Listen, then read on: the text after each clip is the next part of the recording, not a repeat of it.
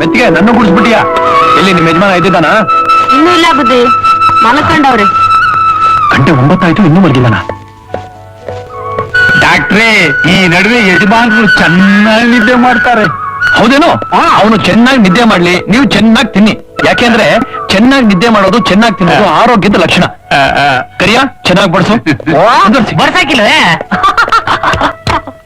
ಇದು ಸ್ಪೂನ್ ಏನೋ? ಅಯ್ಯೋ ಸೌಟು. ರಮಣರೇ, ಮಾನವ್ರನ್ನ ಬೇಗೆತ್ಸಿ 10 ಗಂಟೆಗೆ. ಆಯ್ತಮ್ಮ. ಕಾಫಿ ಅಲ್ಲೇ? ಅಯ್ಯೋ ರಾಮ, ತರ್ತಾ ಇದೀನಲ್ರಿ, ಅಷ್ಟ್ರಲ್ಲಿ ಆತ್ರನ ತಗೊಳ್ಳಿ. ಡಾಕ್ಟ್ರೆ, ಮಾನವ್ರ ಇಂಜೆಕ್ಷನ್ ಗೊತ್ತಾಯ್ತಾ?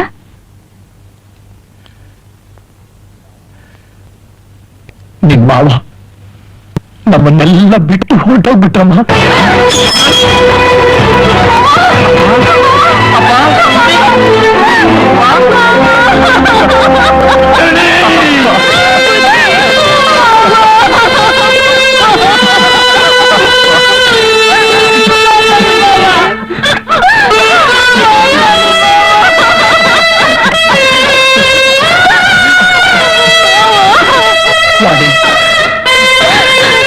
ಇಷ್ಟು ದಿವಸ ನಾನು ಅನಾಥಳು ಅನ್ನೋ ಭಾವನೆನೇ ನಂಗೆ ಬಂದಿರ್ಲಿಲ್ಲ. ಇವತ್ತು ನಾನು ನಿಜವಾಗ್ಲೂ ಅನಾಥಳಾಗ್ಬಿಟ್ಟೆ, ನಿಜವಾಗ್ಲೂ ಅನಾಥಳಾಗ್ಬಿಟ್ಟೆ. ಧೈರ್ಯ ಹೇಳೋದು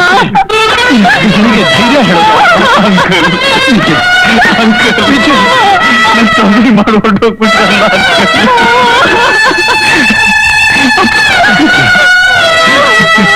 ಅಪ್ಪ ಅಪ್ಪ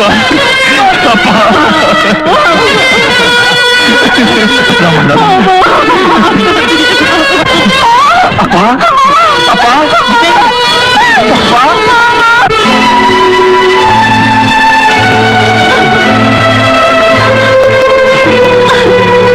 ಇವನ್ನೇ ಉಳಿಸ್ಕೊಳ್ತಾ ಇದ್ದ ಮೇಲೆ ಇನ್ನು ಮೆಡಿಕಲ್ ಕಿಟ್ ಯಾಕೆ? ರಾಮಣ್ಣವ್ರೆ, ಇದನ್ನು ಅವನ ಜೊತೆಲೆ ಸುಟ್ಟು ಬಿಡಿ.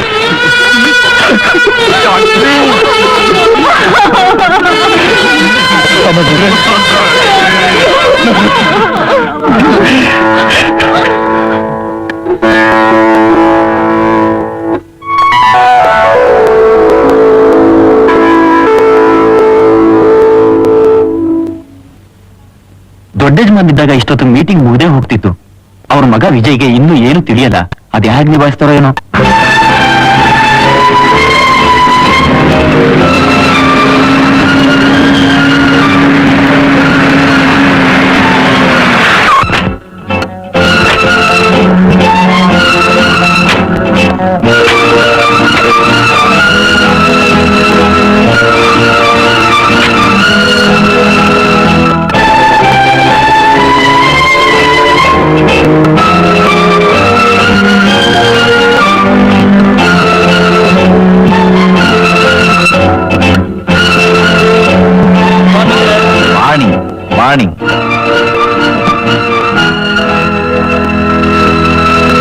ಅರ್ಜೆಂಟ್ ಆಗಿ ಮೀಟಿಂಗ್ ಕರೆದ ವಿಷಯ ಏನು? ಮಾತಾಡಿ ಸರ್. ಈ ತಿಂಗಳು ಆಡಿಟ್ ರಿಪೋರ್ಟ್ ನಲ್ಲಿ ನಿಮ್ ತಂದೆಯವರು ಕೆಲವು ಅಡ್ಜಸ್ಟ್ಮೆಂಟ್ ಇದೆ ಅಂತ ಹೇಳಿದ್ರು.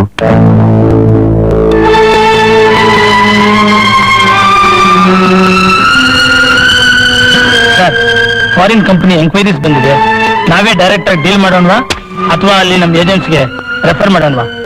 ಅದ್ರ ಡೀಟೇಲ್ಸು ಇದರಲ್ಲಿದೆ.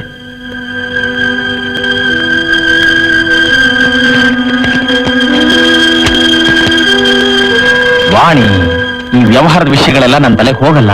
ನೀನೇ ನೋಡ್ಕೋ.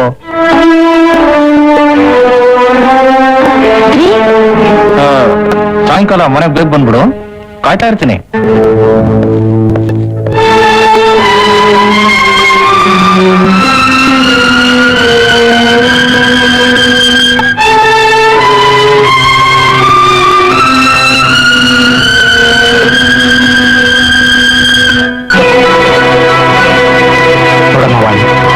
ನನ್ನ ವ್ಯವಹಾರನೆಲ್ಲ ಚೆನ್ನಾಗಿ ಅರ್ಥ ಮಾಡ್ಕೊಳ್ತೀಯ ಅಂತ ನನಗೆ ಗೊತ್ತು. ವಿಜಯ್ ನೋಡ್ಕೊಳ್ಳೋ ಜವಾಬ್ದಾರಿ ಜೊತೆಗೆ ನಾನು ಇನ್ನೊಂದು ಜವಾಬ್ದಾರಿನೂ ಕೊಡ್ತಾ ಇದ್ದೀನಮ್ಮ.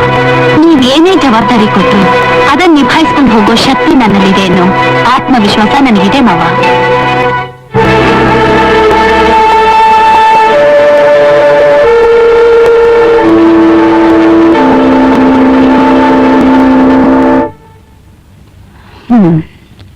go through the auditor's report. I shall explain you later. Okay? Okay madam. ರಾಮಣ್ಣರೇ, ನಾಳೆ ಬೆಳಗ್ಗೆ 10 ಗಂಟೆಗೆ ಆಡಿಟರ್ಸ್ನ ನಮ್ಮ ಮನೆಗೆ ಬರಕ್ ಹೇಳಿ. ಆಗ್ಲಮ್ಮ. ಹ್ಮ್.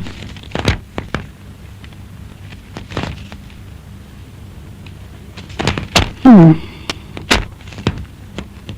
ಈ ಪಾರ್ಟಿ ಸ್ಟ್ಯಾಂಡಿಂಗ್ ಏನು ಅಂತ ನಾವು ಫಾರಿನ್ ಏಜೆಂಟ್ಸ್ಗೆ ರೆಫರ್ ಮಾಡಿ, ಅವರಿಂದ ರಿಪ್ಲೈ ಬಂದ್ಮೇಲೆ ಡಿಸೈಡ್ ಮಾಡೋಣ. ಸರಿ ಮೇಡಮ್. ಅಮ್ಮ ವಾಣಿ, ಹ್ಮ್? ನಮ್ ಫ್ಯಾಕ್ಟ್ರಿನೆಲ್ಲ ಒಂದ್ಸಲ ನೋಡ್ಕೊಂಡ್ ಬಂದ್ಬೇಡ. ನಿನ್ನ ನೋಡಿಲ್ವಲ್ಲ. ಸರಿ ರಾಮಣ್ಣರೇ, ನಡೀರಿ ಹೋಗೋಣ.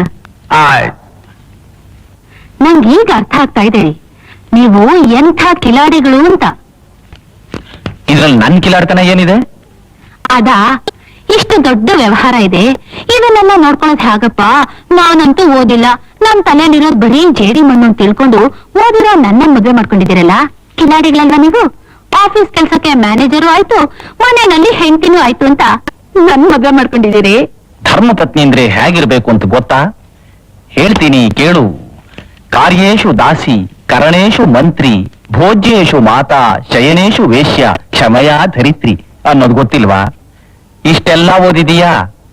ಪರವಾಗಿಲ್ವೇ, ಇಷ್ಟೆಲ್ಲ ಯಾವಾಗ ತಿಳ್ಕೊಂಡ್ರಿ? ಅದೆಲ್ಲ ನಿಂಗ್ಯಾಕೆ? ನಂಗೆ ನಿದ್ದೆ ಬರ್ತಿಲ್ಲ. ಅಯ್ಯೋ ರೀ, ನನ್ ಮೇಲೂ ಸ್ವಲ್ಪ ಕರುಣೆ ಇಡಿ. ಬೆಳಗ್ಗೆಯಿಂದ ಫ್ಯಾಕ್ಟ್ರಿ ಕೆಲಸ ಮಾಡಿ ಸುಸ್ತಾಗ್ಬಿಟ್ಟಿದೇನ್ರಿ. ಅದೆಲ್ಲ ನಮ್ಗೆ ಗೊತ್ತಿಲ್ಲ, ನನಗೆ ನೀನು ಬೇಕು. ಹಾಗಾದ್ರೆ ಒಂದ್ ಅರ್ಧ ಗಂಟೆ ವೇಟ್ ಮಾಡಿ, ಈ ಫೈಲ್ಸ್ ಎಲ್ಲ ಫಿನಿಶ್ ಮಾಡ್ಬಿಟ್ಟು ಬರ್ತೀನಿ. ಸದ್ಯ ನಾನ್ ಓದಿರೋದ್ರಿಂದ ಸರಿ ಹೋಯ್ತು. ನಿಮ್ಮ ಅದೃಷ್ಟ ನಾನ್ ಸಿಕ್ಕಿದೀನಿ, ಇಲ್ದೆ ಹೋಗಿದ್ರೆ ನಿಮ್ ಗತಿ ಗೋವಿಂದ. ಅಂದ್ರೆ ನಾನು ಅವಿದ್ಯಾವಂತ ಅಂತೀಯ? ಅದ್ ಹೇಳ್ಬೇಕಾ? ಗೊತ್ತಾಗಲ್ವಾ? ಇವತ್ತಿಗೆ ಸಾಕು, ಒಳ್ಳೆ ಹುಡುಗನಾಗೆ ಹೋಗಿ ಮಲ್ಕೊಳ್ಳಿ. Don't disturb me. ರೀ ರೀ,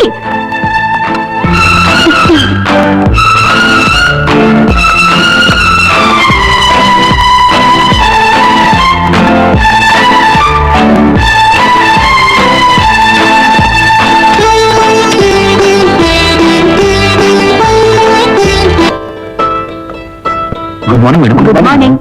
ಟೇಕ್ ಯೂರ್ ಸೀಟ್, ಕೂತ್ಕೊಳ್ಳಿ. ನೋಡಿ, ಎಲ್ಲ ರೆಡಿ ಮಾಡಿಟ್ಟಿದ್ದೀನಿ. ಸರಿಯಾಗಿದ್ರೆ ಸಬ್ಮಿಟ್ ಮಾಡ್ಬಿಡಿ. Okay. Please take this. ತಗೊಳ್ಳಿ.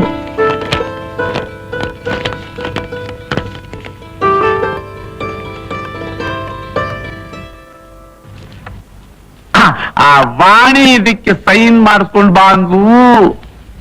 ಏನಿದೆಲ್ಲ? ಅದೇನಪ್ಪ, income tax, death tax, wealth tax, estate duty ಇದಕ್ಕೆಲ್ಲ ಸಂಬಂಧಪಟ್ಟದ್ದು. ಆ ವಿಜಯ್, ಆ ಮಗು ರಾತ್ರಿ ಎಲ್ಲ ಕೂತು ಇದನ್ನ ರೆಡಿ ಮಾಡಿದ್ಯಲ್ಲಪ್ಪ.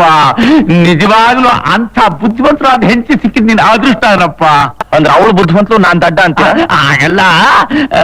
ಹೋಗ, ಒಳ್ಳೆ ಆಯ್ತು.